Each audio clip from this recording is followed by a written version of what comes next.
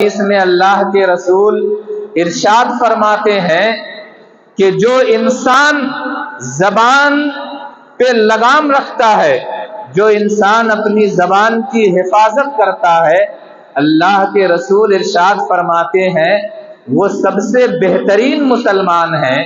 ایک بار اللہ کے رسول سے سوال کیا گیا، یا رسول اللہ ای المسلمین افضل، یا رسول اللہ مسلمانوں میں سب سے افضل کون ہے؟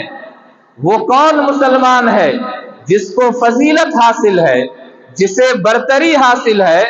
تو پیغمبر اسلام نے فرمایا تھا المسلم من سلم المسلمون من لسانہ و یدہ۔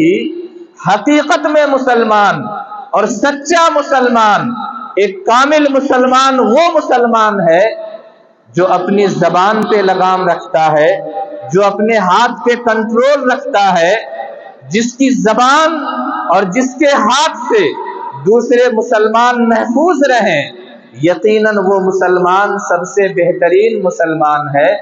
وہ مسلمان، اس کا اسلام ایک بہترین اسلام ہے۔ اتنا ہی نہیں بلکہ زبان کی حفاظت پر پیغمبر اسلام نے جنت کی ضمانت لی ہے۔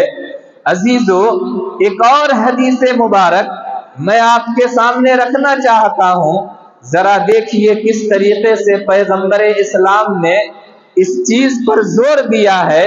پیغمبر اسلام فرماتے ہیں من یضمن لی ما بین فکیہ وما بین فخذیہ ضمنت لہ الجنہ، کہ جو انسان، جو مسلمان، جو مومن ہمیں دو چیزوں کی ضمانت دے دے، ہم اسے جنت کی ضمانت دے دیں گے، ہم اسے جنت کی بشارت دے دیں گے۔ یا رسول اللہ وہ دو چیزیں کیا ہیں جس کی ضمانت دینا ہے اور اس کی ضمانت پر جنت کی ضمانت منحصر ہے؟ تو پیغمبر اسلام نے فرمایا تھا کہ جو انسان دو چیزوں کی حفاظت کر لے، پہلی چیز جو چیز دو جبڑوں کے درمیان ہے یعنی زبان کی حفاظت کر لے، اور دوسری چیز جو دو ٹانگوں کے درمیان ہے، دو پیروں کے درمیان ہے یعنی شرمگاہ کی حفاظت کر لے، اللہ کے رسول ارشاد فرماتے ہیں کہ جس انسان نے اپنی زبان کی حفاظت کر لی اور اپنے شرمگاہ کی حفاظت کر لی، میں اس کے لیے جنت کی ضمانت دیتا ہوں، میں اس کے لیے جنت کی گارنٹی دیتا ہوں۔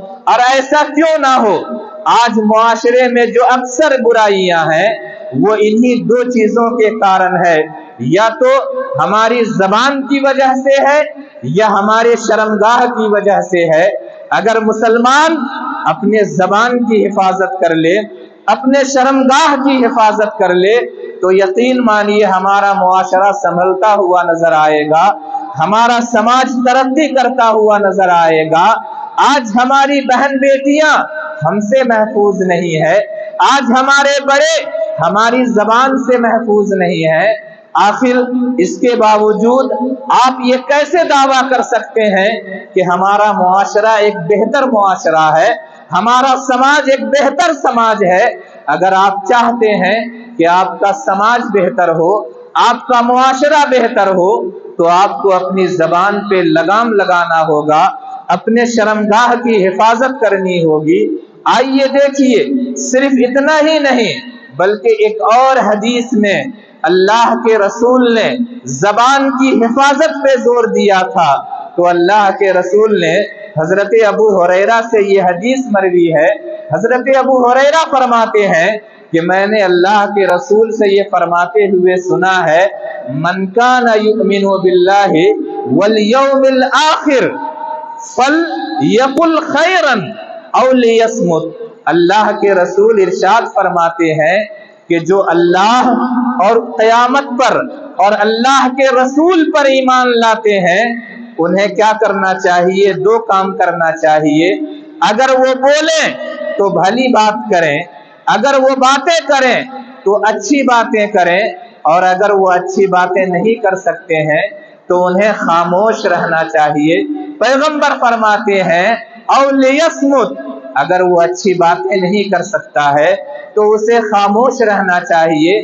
آگے اسی حدیث میں اللہ کے رسول ارشاد فرماتے ہیں وَمَنْ كَانَ يُؤْمِنُ بِاللَّهِ وَالْيَوْمِ الْآخِرِ فَلَا يُؤْذِي جَارَهُ۔ اللہ کے رسول فرماتے ہیں کہ جو اللہ اور اس کے رسول پر ایمان لاتے ہیں تو انہیں اپنے پڑوسی کو تکلیف بھی نہیں دینا چاہیے، اپنے پڑوسیوں کو تکلیف دینے سے بچنا چاہیے۔ اور پھر اسی حدیث میں تیسری بار اللہ کے رسول ارشاد فرماتے ہیں وَمَنْ كَانَ يُؤْمِنُ بِاللَّهِ وَالْيَوْمِ الْآخِرِ فَلْيُكْرِمْ ضَيْفَهُ۔ جو اللہ اور اس کے رسول پر ایمان لاتے ہیں، قیامت پر ایمان لاتے ہیں، یوم آخرت پر ایمان لاتے ہیں، اسے کیا کرنا چاہیے؟ مہمانوں کی تعظیم کرنا چاہیے۔ اللہ کے رسول نے کتنا عظیم پیغام دیا ہے سماج کی بہتری کے لیے، معاشرے کے اصلاح کے لیے۔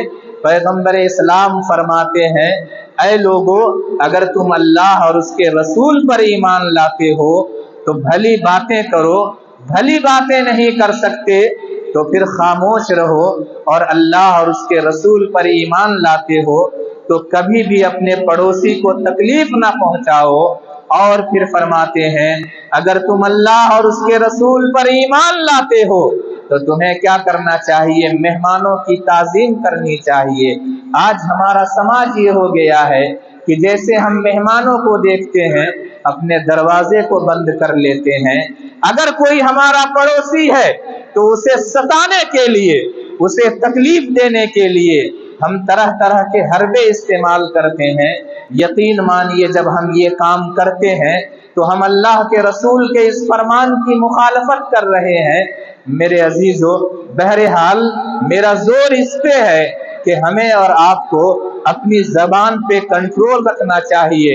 کبھی کبھی ایسا بھی ہوتا ہے کہ ہماری زبان سے ایک ایسا جملہ نکل جاتا ہے جس کی وجہ سے پورے عمر کی عبادتیں بیکار ہو جاتی ہیں، رائے گاہ ہو جاتی ہیں۔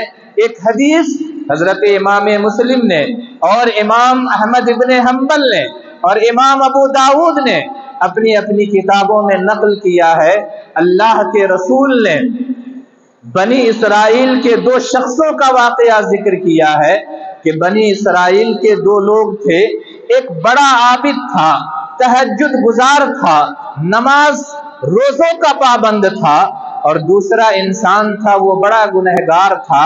یہ جو نیک انسان تھا وہ گنہگار انسان کو برابر تاکید کیا کرتا تھا اللہ کی عبادت کرو، آؤ مسجد کی طرف آؤ، اللہ کی عبادتیں کیا کرو، نیک کام کیا کرو۔ اس پر وہ گنہگار اس عابد سے کہا کرتا تھا کہ مجھے میری حالت پہ چھوڑ دو، مجھے اپنی حالت پہ چھوڑ دو۔ بہرحال ایک دن وہ عابد، وہ تہجد گزار انسان تنگ آ کر کے اس نے اس گنہگار کو بد دعا دے دی اور کہا کہ میں قسم کھا کے کہتا ہوں کہ اللہ کبھی بھی تمہیں جنت میں داخل نہیں کرے گا۔ اللہ کو یہ بات بڑی ناگوار گزری۔ اللہ نے فوراً فرشتوں کو بھیجا اور کہا جاؤ، میں نے اس گنہگار کو بخش دیا ہے، اسے جنت کی بشارت دے دو، اور اس عابد کے سارے اعمال کو ضائع کر دیا ہے۔ جاؤ اسے کہو تمہیں یہ مجال کیسے ہو گئی کہ تم نے یہ قسم دے کر کے کہہ دیا کہ اللہ تمہاری مغفرت نہیں کرے گا، تمہاری یہ مجال کیسے ہوئی؟ بہرحال کہنے کا مطلب یہ ہے کہ اس کی زندگی بھر کی عبادت کو اس کے ایک جملے نے رائے گاہ کر دیا، ضائع کر دیا۔ اس نے ایک جملہ کہا تھا میں قسم کھا کے کہتا ہوں کہ اللہ تمہیں جنت میں نہیں جانے دے گا۔ میرے عزیزو، اس کے ایک جملے نے اس کی زندگی بھر کی عبادت ضائع کر دی۔ بہرحال اس لیے ہم قوم مسلم کو اپنے مسلم معاشرے میں، اپنے مسلم سماج میں اس پہ زور دینا چاہیے۔ ہمارے ائمہ کرام نے، ہمارے اسلاف نے زبان کی حفاظت کی اہمیت کو سمجھا تھا۔ حضرت عمر فاروق رضی اللہ تعالی عنہ ہیں، وہ فرماتے ہیں کہ میں نے ایک بار حضرت ابو بکر کو دیکھا कि वो अपनी जबान को अपने हाथों से खींच रहे थे, मैंने हजरत अबू बकर से सवाल किया, ए अल्लाह के रसूल के खलीफा, ये आप क्या कर रहे हैं? तो हजरत अबू बकर ने जवाब दिया था, इस जबान को सजा दे रहा हूं, यही वो जबान है जिसने मुझे कई आफतों में मुब्तला कर रखा है। मेरे अजीजों, इतना ही नहीं, हजरत अबू दरदा सहाबी हैं, वो एक बार नसीहत कर रहे थे, नसीहत करते करते वो फरमाते हैं, ऐ लोगों सुनो सुनो, क्या तुम्हें मालूम है कि अल्लाह ने 2 कान और जबान एक क्यों दिया है इंसान को? लोगों ने कहा नहीं मालूम है, बताइए। तो हजरत अबू दरदा ने फरमाया कि अल्लाह ने 2 कान इसलिए दिया है ताकि लोग ज्यादा सुने, और जबान एक दी है ताकि लोग कम बोला करें। आज हमारे समाज का ये मामला है कि कोई किसी के सामने बगैर मौका महल देखे अपनी जबान खोल देता है, अपनी बड़ाई चाहता है।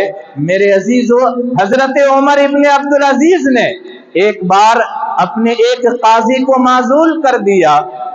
काजी ने हजरत उमर इब्ने अब्दुल अजीज से पूछा कि आपने मुझे क्यों माजूल किया है, मेरा गुनाह क्या था?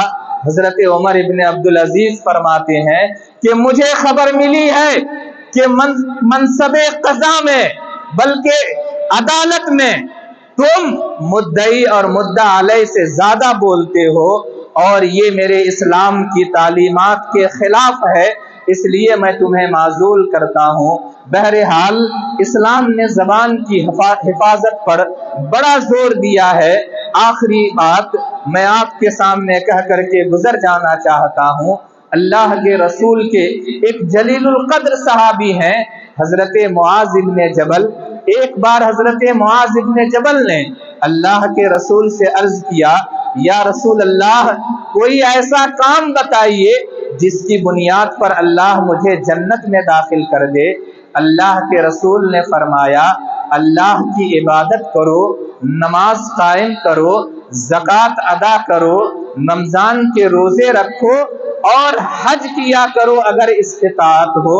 बहरहाल उसके बाद आखिर में एक लंबी हदीस है, इस हदीस के आखिर में अल्लाह के रसूल ने हजरत मुआज से फरमाया, ऐ मुआज, मैं तुम्हें बताऊं एक बात जो हर अच्छाई की जड़ है। हजरत मुआज ने फरमाया, या रसूल अल्लाह, क्यों नहीं, आप हमें फरमाएं कि हर अच्छाई की जड़ क्या है, हर अच्छाई की असल क्या है? तो अल्लाह के रसूल ने अपनी जबान को बाहर किया और फरमाया, ऐ मुआज, इस जबान पर कंट्रोल रखा करो, यकीनन तुम्हारी जिंदगी अच्छी हो जाएगी। हजरत मुआज हैरत में डूब जाते हैं और हैरत में डूब करके अल्लाह के रसूल से पूछते हैं, या रसूल अल्लाह, क्या हमारी बातों पर भी अल्लाह हमारी पकड़ करेगा? तो अल्लाह के रसूल ने फरमाया था, ऐ मुआज, अल्लाह तुम पर रहम करे, लोगों को जहन्नम में कौन सी चीज लेकर के जाएगी? लोगों को जहन्नम में उनकी जबान से निकली हुई बातें लेकर के जाएंगी। अगर वो अच्छी बातें करेंगे तो अल्लाह उन्हें जन्नत देगा, और अगर उनकी जबान से बुरी बातें निकलेंगी तो अल्लाह उन्हें जहन्नम में दाखिल कर देगा। इसलिए मेरे अजीजों, हमें अपनी जबान पर कंट्रोल रखना चाहिए, अपनी जबान की हिफाजत करना चाहिए। यकीन मानिए हमारे मुआशरे के इस्लाह का ये एक अहम जरिया है। अल्लाह तबारका व तआला से दुआ है कि मौला तबारका व तआला हम तमाम मुसलमानों को हक सुनने और सुनकर अमल करने की तौफीक अता फरमाए। व आखिरु दावाना अनिल हम्दुलिल्लाहि रब्बिल आलमीन।